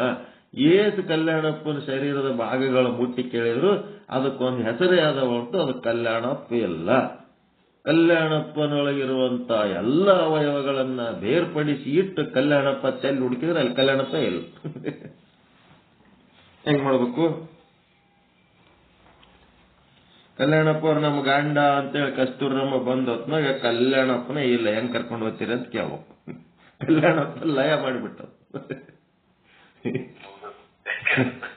ಎಲ್ಲ ಕಲ್ಯಾಣಪ್ಪ ಕರ್ಕೊಂಡೋಗಿ ನೋಡಮ್ಮ ಅಂತ. ಅಲ್ಲಿರೋನು ಬ್ರಹ್ಮನೇ ಅದನ್ನ, ಬ್ರಹ್ಮ ಬಿಟ್ಟು ಬೇರೆ ಏನೇನು ಇಲ್ಲ, ಉಳಿದದ್ದೆಲ್ಲ ಒಟ್ಟು. ಈಗ ಹೋಳಿಗೆ ಉಣ್ಬೇಕಂತೀರಿ, ಹೋಳಿಗೆ ಉಣ್ಬೇಕಾದ್ರ ಕಡ್ಲಿ ಬೇಳೆ ತಂದಿರಿ, ಗೋಧಿ ಹಿಟ್ಟು ತಂದಿರಿ, ಎಣ್ಣೆ ತಂದಿರಿ, ಬೆಲ್ಲ ತಂದಿರಿ, ಅವೆಲ್ಲ ಓಸು ಕಲಿಸಿ ಮಾಡಿದ್ದಕ್ಕೆ ಹೋಳಿಗೆ ಅಂತೀರಿ. ಅದ್ರೊಳಗಿಂದ ಒಂದೊಂದು ಕಣಕ, ಒಂದೊಂದು ಬ್ಯಾಳಿ, ಬೆಲ್ಲ ಎಲ್ಲ ಸೆಪರೇಟ್ ತೆಗೆದ್ರೆ ಅಲ್ಲಿ ಹೋಳಿಗೆನೇ ಇಲ್ಲ. ಇಲ್ಲ, ಯಾವದಲ್ಲಿ ಲಯ ಆಗಿ ಎಲ್ಲವನ್ನ ಕಳ್ಕೊಂಡ ಮೇಲೆ ಕಡಿಗೇನು ಉಳಿತದ, ಎಲ್ಲವನ್ನು ಸೇರಿಸಿದಾಗ ಕಡಿಗೇನು ಉತ್ಪತ್ತಿ ಆಗ್ತದ, ಅದೇ ಬ್ರಹ್ಮ. ಎಲ್ಲ ಸೇರಿಸ್ಬೇಕು, ಎಲ್ಲ ಸೇರಿಸಿದ ಒಂದು ಬಿಡ್ಲಾರ್ದಂಗೆ ಎಲ್ಲ ಸೇರಿರ್ಬೇಕು ಅದ್ರೊಳಗೆ. ಅದಕ್ಕೆ ಬ್ರಹ್ಮ ಅಂತಾರೆ. ಬ್ರಹ್ಮಜ್ಞಾನ ಅಂದ್ರೆ ಎಲ್ಲವನ್ನು ತೆಕ್ಕಿಗೆ ಹಾಕೊಂಡು ಹೋಗಂತವನಿಗೆ ಬ್ರಹ್ಮಜ್ಞಾನಿ ಅಂತಾರೆ. ಎಲ್ಲ ಕಳ್ಕೊಂಡ ಮೇಲೂ ಕಡಿಗೆ ಏನು ಉಳಿತದ, ಅದೇ ಲಯ ಆದ್ಮೇಲೆ ಏನು ಉಳಿತದ, ಅದೇ ಬ್ರಹ್ಮ. ಅದಕ್ಕೆ ಯಾರಿಗೆ ಬ್ರಹ್ಮ ವಿಚಾರದಿಂದ ಯಥಾರ್ಥ ಜ್ಞಾನವಾಗುವುದಿಲ್ಲವೋ ಅವರಿಗೆ ಲಯ ಚಿಂತನೆ ಮಾಡುವ ನಿಮಿತ್ತವಾಗಿಯೂ ಕೂಡ ಈ ಒಂದು ಉತ್ಪತ್ತಿ ಕ್ರಮವನ್ನು ಹೇಳಿ, ಯಾವ ಕ್ರಮದಿಂದ ಉತ್ಪತ್ತಿ ಹೇಳಿರುವರೋ ಅದೇ ಕ್ರಮದಿಂದ ಲಯ ಚಿಂತನೆ ಮಾಡಬೇಕು. ಉತ್ತಮ ಅಧಿಕಾರಿಗಳು, ಮಧ್ಯಮ ಅಧಿಕಾರಿಗಳು ಏನದಂದ್ರೆ ವಿಚಾರ ಸಾಗರ ಗ್ರಂಥದ ದೃಷ್ಟಿಯಿಂದ ನೋಡಿದರೆ ತತ್ವದೃಷ್ಟಿಯನ್ನ ಉತ್ತಮ ಅಧಿಕಾರಿ ಅಂತ ಕರೆದರು, ಅದೃಷ್ಟಿಯನ್ನ ಮಧ್ಯಮ ಅಧಿಕಾರಿ ಅಂತ ಹೇಳಿದರು. ತತ್ವದೃಷ್ಟಿಗೆ 4ನೇ ತರಂಗದ ವಿಚಾರವನ್ನು ಕೇಳಿ ಬ್ರಹ್ಮದ ಯಥಾರ್ಥ ಜ್ಞಾನವಾಗಿದೆ. ತತ್ವದೃಷ್ಟಿಗೆ ತಿಳಿದು ಸುಮ್ಮನಾಗ್ಬಿಟ್ಟ, ಅವನಿಗೆ ಯಥಾರ್ಥ ಜ್ಞಾನ ಆಗಿದ್ದಕ್ಕೆ ಅವನು ಸುಮ್ಮನಾಗ್ಬಿಟ್ಟ, ಶಾಂತ ಆದ, ಆನಂದ ಆದ. ಅದೃಷ್ಟಿ ಎಂಬುವುದು ಮಧ್ಯಮ ಅಧಿಕಾರಿ, ಇವನಿಗೆ ಅದು ತಿಳಿಲಿಲ್ಲ, ಬ್ರಹ್ಮದ ಯಥಾರ್ಥ ಜ್ಞಾನ ಅನುಭವಕ್ಕೆ ಬರಲಿಲ್ಲ. ಯಾಕಂದ್ರೆ ಅವನ ಅರಿವಿನ ಮಟ್ಟ ಕಡಿಮೆ ಅದ, ಅವನೊಳಗ ಅಜ್ಞಾನ ಇನ್ನೂ ಗಟ್ಟಿ ಅದ. ಅದಕ್ಕೆ ಆದ್ದರಿಂದ ಅದೃಷ್ಟಿಯ ಸಲುವಾಗಿ 5ನೇ ತರಂಗದಲ್ಲಿ ಲಯ ಚಿಂತನವನ್ನ ಹೇಳಬೇಕಾಗಿದೆ. ಅದಕ್ಕೆ ನಾವೆಲ್ಲ ಉತ್ತಮ ಅಧಿಕಾರಿಗಳು ಆಗಿ ತಿಳ್ಕೊಂಡಿವಿ ಅಂತ ತಿಳ್ಕೊಂಡಿವಿ. ಎಲ್ಲಾ ಕಡೆ ಬ್ರಹ್ಮ ಅದನ, ನಾನು ಬ್ರಹ್ಮ, ಶಿವೋಹಂ ಅಂತೇಳಿ ಎಲ್ಲ ತಿಳ್ಕೊಂಡಿವಿ ಅಂತ ತಿಳ್ಕೊಂಡಿವಿ, ಮಾಹಿತಿ ತಿಳ್ಕೊಂಡಿವಿ. ಎಲ್ಲಾಗಿವೆ? ಶಿವೋಹಂ ಆಗಿವೆ, ಅಹಂ ಬ್ರಹ್ಮಸ್ಮಿ ಆಗಿವೆ, ಎಲ್ಲ ಕಡೆ ಬ್ರಹ್ಮನನ್ನ ಕಾಣ್ಲಕತ್ತಿವೆ, ಏನೂ ಇಲ್ಲ. ಮತ್ತೆ ಹೆಂಗದೀವಿ? ಹಂಗೆ ಇದೀವಿ. ಹೀಗಾಗಿ 4ನೇ ತರಂಗದಾಗ ವಿಷಯಗಳು ತಿಳ್ಕೊಂಡು ಸಂತೋಷ ಪಟ್ಟೇವೆ ಹೊರತು, ಅದರ ವೈಭವವನ್ನು ತಿಳ್ಕೊಂಡು ಮಜಾ ಮಾಡಿದೇವೆ ಹೊರತು ನಾವು ಅದು ಆಗಲಿಲ್ಲ. ಈ ಲಯ ಚಿಂತನ ಮಾಡಿ ನಾವು ಮಧ್ಯಮ ಅಧಿಕಾರಿಯರೇ ಅದೀವೇನು ನೋಡ್ಬೇಕೀಗ. ಪರಮಾನಂದ ಪ್ರಾಪ್ತಿ ರೂಪ, ಸರ್ವ ದುಃಖ ನಿವೃತ್ತಿ ರೂಪ ಮೋಕ್ಷ 4ನೇ ತರಂಗದಾಗ ಹೆಂಗಿರ್ತದಂತೇಳಿ ಹೇಳಿದ್ರು. ಎಲ್ಲಾಯ್ತು? ದುಃಖ ನಿವೃತ್ತಿ ಆಯ್ತಾ? ಇಲ್ಲ, ಹಂಗೆ ಗುಳಾಡ್ಲಕತ್ತೀವಿ. ಪರಮಾನಂದ ಪ್ರಾಪ್ತಿ ಆಯ್ತಾ? ಇಲ್ಲ. ಸತ್ಸಂಗದಾಗಿದ್ದಾಗ ಆಟೆ ಕೇಳಿ ಖುಷಿ ಪಟ್ಟೆವು, ಮತ್ತೆ ಒಳ್ಳೆ ಆದ್ಮೇಲೆ ನಾವು ಹೆಂಗದೀವಿ ಹಂಗೆ ಇದೀವಿ.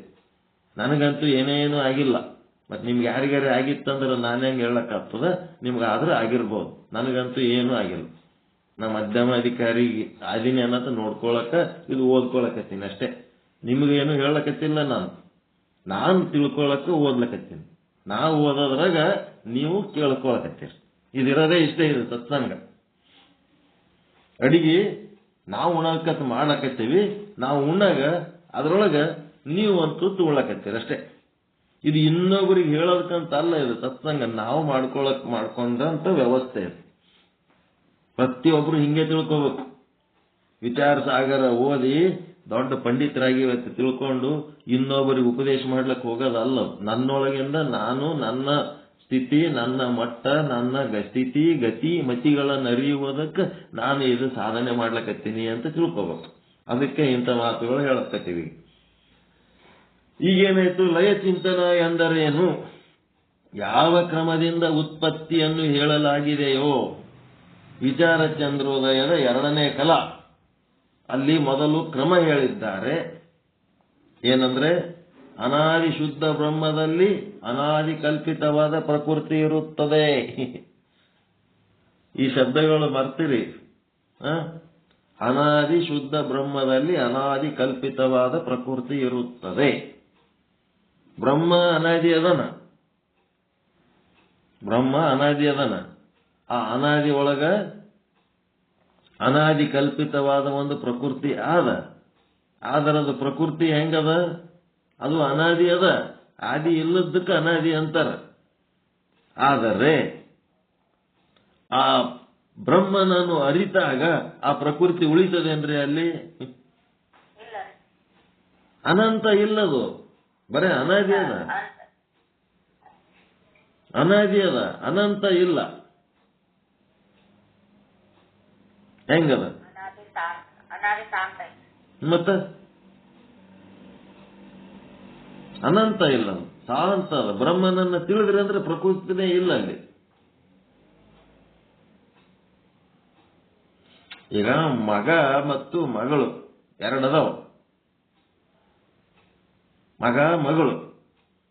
ಮಗ ಆ ಮನೆಗೆ ಅನಾದಿ ಅದನ, ಮತ್ತು ಅವ ಕಡಿತಾನೋ ಅದೇ ಮನೆಗೆ ಇರ್ತಾನೋ. ಅವ ಅನಂತನೂ ಅದನ, ಅಲ್ಲೇ ಇರ್ತಾನ. ಎಲ್ಲರೂ ಹೋಗ್ತಾನೇನೋ, ಮನಿ ಹಿಡ್ಕೊಂಡಿರ್ತಾನಲ್ರಿ. ಮಗಳು ಅಕ್ಕಿ ಅನಾದಿ ಅಲ್ಲ, ಮನೆಗ ಉಪಚಾರಿಸ್ತಾಳ ಅದಳ. ಮದುವೆ ಆಯ್ತಂದ್ರ ಹೋಗ್ಬಿಡ್ತಾಳ. ಅನಂತ ಅಲ್ಲ. ಇಷ್ಟೇ ಒಂದು, ಇದು ತಿಳ್ಕೊಳ್ಳೋಕಷ್ಟೇ ಒಂದು ಉದಾಹರಣೆ ಅಷ್ಟೇ. ಮಗಳ ಅನಂತ ಅಲ್ಲ, ಮಗಳ ಶಾಂತ. ಮಗ ಅನಂತ, ಮಗ ಅನಾದಿ. ಹಂಗಿಲ್ಲಿ ಬ್ರಹ್ಮ ಏನದನ? ಅನಾದಿ ಅದನ, ಅನಂತವನ. ಅವನಿಗೆ ಅಂತ್ಯನೂ ಇಲ್ಲ, ಆದಿನೂ ಇಲ್ಲ. ಆದ್ರೆ ಈ ಪ್ರಕೃತಿ ಏನದ? ಅದು ಅನಾದಿ. ಏನೇನಾದ ಎಲ್ಲ ಅನಾದಿ ಅದಾವ. ಅಜ್ಞಾನ ಅನಾದಿ ಅದ. ಎಲ್ಲಿದ್ ಬಂತು ಅಜ್ಞಾನ ಅಂತ ಕೇಳಿದ್ರ? ಹೆಂಗ್ ಬಂತಿದ ಅಜ್ಞಾನ ನಿಮಗಂತ ಕೇಳಿದ್ರ? ಅನಾದಿಯಾಗಿ ಬಂದದ ಅದು. ಅದು ಎಲ್ಲಿದ್ ಬಂದದ ಅನ್ನೋದಕ್ಕೆ ಅದಕ್ಕೆ ಬರೋದಕ್ಕೆ ಏನು ಕ್ರಮ ಅದ? ಏನದ? ಅನಾದಿಯಾಗಿ ಬಂದದ. ಅದು ಹೆಂಗ್ ಬಂದದ? ಅದ್ರ ಅನಾದಿ ಅಂತೇಳಿ ಅನ್ನೋ ಶಬ್ದ ಬಳಸಿದ ಮೇಲೆ ಆದಿ ಹುಡುಕದು ಮೂರ್ಖತನ. ಅದಕ್ಕೆ ಯಾವ ಕ್ರಮ ಇಲ್ಲ, ಅದಕ್ಕೆ ಯಾವುದೇ ನಿಮಿತ್ತ ಇಲ್ಲ. ಒಟ್ಟು ಅನಾದಿಯಾಗಿ ಬಂದದು. ಜಗತ್ತಿನ ಭಾವನೆ, ಜಗತ್ತಿನ ಅಭಿಮಾನ, ಬ್ರಹ್ಮಾಂಡ ಪಿಂಡಾಂಡ ಅದ ಅನ್ನೋ ವಿಚಾರ, ಅದರೊಳಗಿನ ಅಭಿಮಾನ, ಇವೆಲ್ಲ ಅನಾದಿಯಾಗಿ ಬಂದವು. ಆದರೆ ಬ್ರಹ್ಮಜ್ಞಾನ ಒಂದ್ ಕೂಡ್ಲೇನೆ ಅದೇನಾಗ್ತದ? ಶಾಂತ ಆಗ್ತದ. ಬ್ರಹ್ಮ ಒಂದೇ ಅನಂತವಾಗಿ ಉಳಿತಾನ. ಹಂಗ ಇಲ್ಲೇನದ? ವಿಚಾರ ಚಂದ್ರೋದಯದ 2ನೇ ಕಲಾಕ್ಕೆ ಹೋದ್ರಿ ಅಂತಂದ್ರೆ ಅಲ್ಲಿ ಮೊದಲು ಕ್ರಮ ಹೇಳಿದ್ದಾರೆ. ಅನಾದಿ ಶುದ್ಧ ಬ್ರಹ್ಮದಲ್ಲಿ ಅನಾದಿ ಕಲ್ಪಿತವಾದ ಪ್ರಕೃತಿ ಇರುತ್ತದೆ. ಆ ಅನಾದಿ ಕಲ್ಪಿತ ಪ್ರಕೃತಿಯು ಅನಾದಿ ಬ್ರಹ್ಮದೊಡನೆ ತಾಧ್ಯಾತ್ಮ ಸಂಬಂಧ ಉಳ್ಳದ್ದಾಗಿದೆ. ತಾಧ್ಯಾತ್ಮ ಸಂಬಂಧ ಅಂತಂದ್ರೇನು? ಅದರಂಗೆ ಇದು, ಇದರಂಗೆ ಅದು ಅನ್ನಂಗ್ ಕಾಣಿಸ್ತದ. ಎರಡು ಒಂದೇ ಅನ್ನಂಗ್ ಕಾಣಿಸ್ತವ. ಅಂತ ತಾಧ್ಯಾತ್ಮ ಸಂಬಂಧ ಉಳ್ಳ ಯಾವ ಪ್ರಕೃತಿ ಇದೆಯಲ್ಲ, ಅದರಲ್ಲಿ 3 ಪ್ರಕಾರದ ವಿಭಾಗಗಳನ್ನು ಹೊಂದಿತು. ಬ್ರಹ್ಮದೊಡನೆ ತಾಧ್ಯಾತ್ಮ ಸಂಬಂಧ ಹೊಂದ್ಯದ.